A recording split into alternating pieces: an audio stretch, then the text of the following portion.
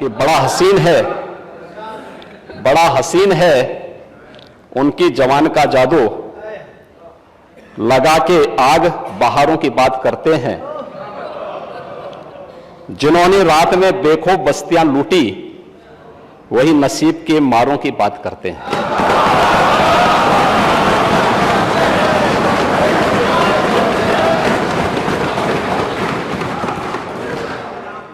नमस्कार, आप देख रहे हैं न्यूज टाइम 24 आवर्स। मैं हूं आपके साथ फरहा। उत्तर प्रदेश विधानसभा के शीतकालीन सत्र का शुक्रवार को चौथा और आखिरी दिन था। सत्र के आखिरी दिन सदन में नेता सदन मुख्यमंत्री योगी आदित्यनाथ और नेता प्रतिपक्ष अखिलेश यादव ने कई मुद्दों को लेकर अपने अपने पक्ष रखे। शीतकालीन सत्र के आखिरी दिन अखिलेश यादव ने अनुपूरक बजट पर यूपी सरकार पर हमला बोलने का एक भी मौका हाथ से जाने नहीं दिया। वहीं सीएम योगी ने शायराना अंदाज में अपने भाषण की शुरुआत करते हुए अखिलेश यादव पर निशाना साधा। उन्होंने कहा कि बड़ा हसीन है उनकी जबान का जादू, लगा के आग बहारों की बात करते हैं। जिन्होंने रात में लाखों बस्तियां लूटी, वही नसीबों के मारों की बात करते हैं। उसको सांड मत कहिए, नंदी।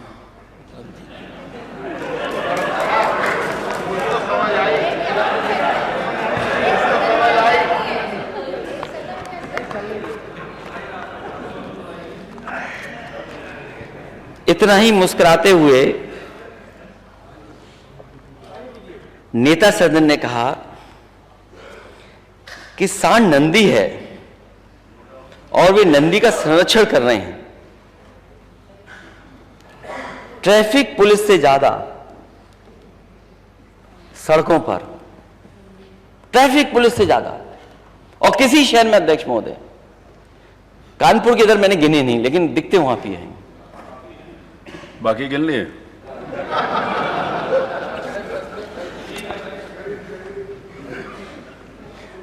ट्रैफिक पुलिस से ज्यादा, अध्यक्ष जी, सांड दिखते हैं सड़क पर।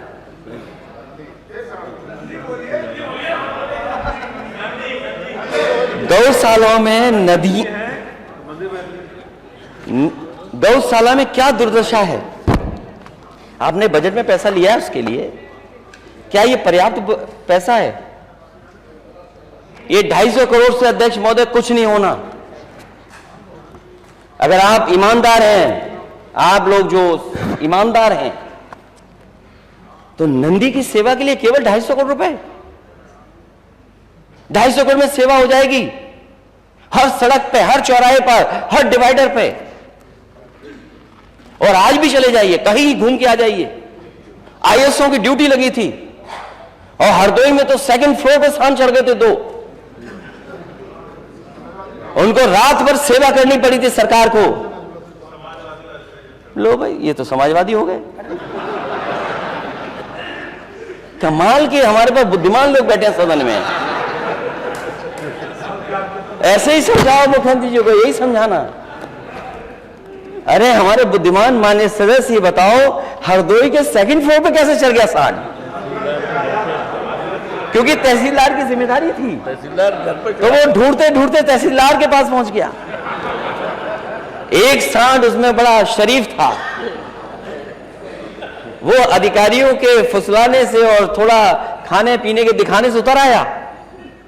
दूसरा नहीं उतरा, उसके लिए आपको हाइड्रा का इंतजाम करना पड़ा। बताओ, 2nd फ्लोर से हाइड्रा से उतरा सांड के नहीं उतरा? बताइए, हरदोई के मंत्री जी बैठे हैं, क्या सच है कि नहीं सच है?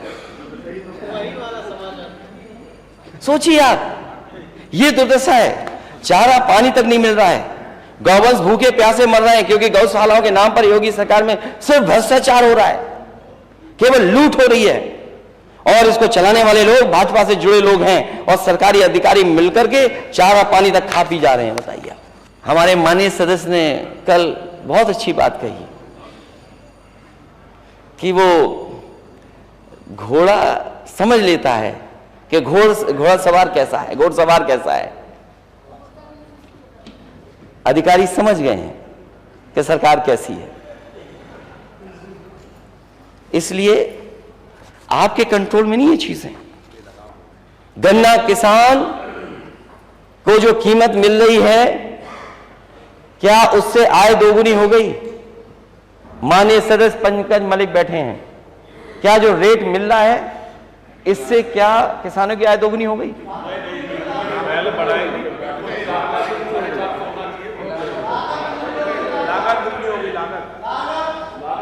यहां वाले तो कह रहे हैं लागत कितनी बढ़ गई है। बताइए, डीजल, पेट्रोल, खाद, कीटनाशक दवाइयां और आपका जीएसटी ऊपर, ट्रॉली से लेकर के ट्रैक्टर पे। तो बताइए कहां आय दोगुनी हुई किसान की? जब से ये नई व्यवस्था लागू हुई है आरक्षण की, जो मूल भावना थी मंडल कमीशन से, उससे हम डाइवर्ट हुए हैं, तब से पूरे देश में ये आवाज उठी है कि जाति जनगणना होनी चाहिए और जाति जनगणना के बाद आबादी के हिसाब से सबको हक और सम्मान मिलना चाहिए। क्या यही तो सबका साथ सबका विकास है? क्या हम गलत बात कह रहे हैं क्या? सबका साथ सबका विकास तभी संभव है जब जाति जनगणना हो और जिसकी जितनी आबादी है उसके हिसाब से उसको आरक्षण और हक और सम्मान मिल जाए। क्योंकि सरकार में रहना है इसलिए विरोध करना जरूरी है। सरकार में क्योंकि लॉलीपॉप मिल गई है, कुछ केक पेस्ट्री भी खा रहे होंगे, लड्डू भी खा रहे होंगे सरकार के, इसलिए सरकार के खड़े रहना है। और कुछ लोग तो फिल इन द ब्लैंक्स है सरकार के, रिक्त स्थान भरो, फिल इन द ब्लैंक्स है कुछ लोग। नेता विरोधी दल के इन वक्तव्यों को सुनकर के मुझे एक शायर की एक बात याद आती है कि बड़ा हसीन है उनकी जवान का जादू, लगा के आग बहारों की बात करते हैं, जिन्होंने रात में बेखौफ बस्तियां लूटी वही नसीब के मारों की बात करते हैं।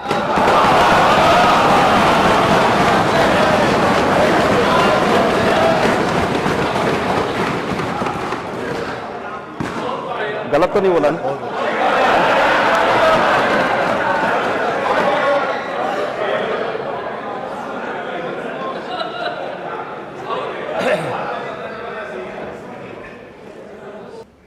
चार बार प्रदेश में समाजवादी पार्टी की सरकार थी।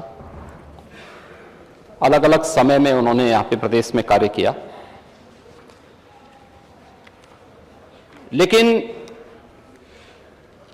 2017 के बाद उत्तर प्रदेश के बारे में, 2017 के पहले का उत्तर प्रदेश और 2017 के बाद का उत्तर प्रदेश,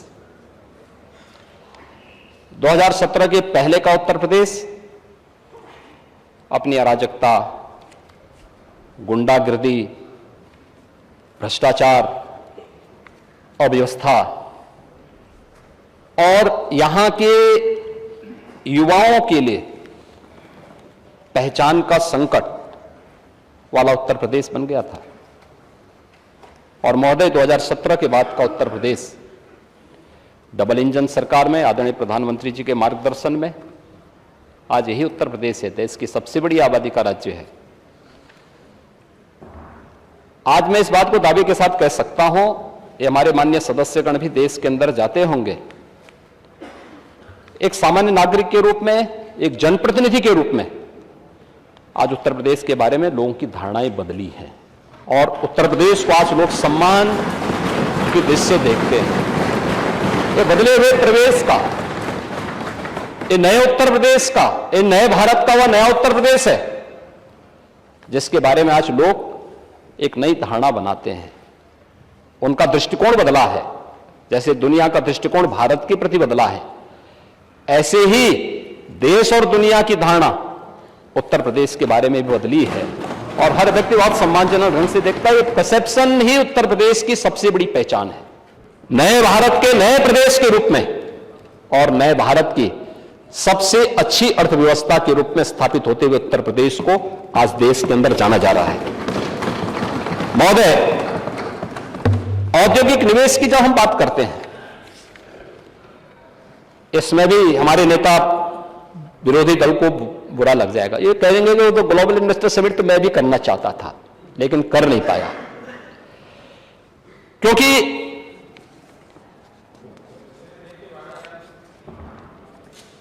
काका हाथरसी ने इनके बारे में बहुत अच्छी बात कही थी कि प्रकृति बदलती क्षण क्षण देखो, बदल रहे अणु कण कण देखो, तुम निष्क्रिय से पड़े हुए थे, भाग्यवाद पर अड़े हुए थे। छोड़ो मित्र पुरानी डफली, जीवन में परिवर्तन लाओ, परंपरा से ऊंचे उठकर कुछ तो स्टैंडर्ड बनाओ। काका हतरसी ने यह बात मुझे लगता है कि पहले ही सोच समझ करके तैयार कर ली थी। और महोदय इसीलिए हम लोग इस बात को मान के चलते हैं कि अगर दृष्टि लक्ष्य पर हो और कदम राह पर हो तो ऐसी कोई राह नहीं जो लक्ष्य तक न जाती हो। हमने $1 ट्रिलियन की इकोनॉमी उत्तर प्रदेश को बनाने का जो लक्ष्य रखा है, ये सब राह वहीं तक पहुंचने के हैं। महोदय, कृषि उत्पादन में भी अगर आप देखेंगे, 17 के पहले पीएम किसान सम्मान निधि नहीं थी। आज 2,61,00,000 हमारे अन्नदाता किसान ऐसे हैं जिन्हें प्रधानमंत्री किसान सम्मान निधि में हर वर्ष 6,000 रुपये उनके अकाउंट में आ जा रहे हैं। अब तक उत्तर प्रदेश में 59,139 करोड़ सीधे अन्नदाता किसानों के खाते में जा चुके हैं। अन्नदाता किसान के अकाउंट में पैसा गया है।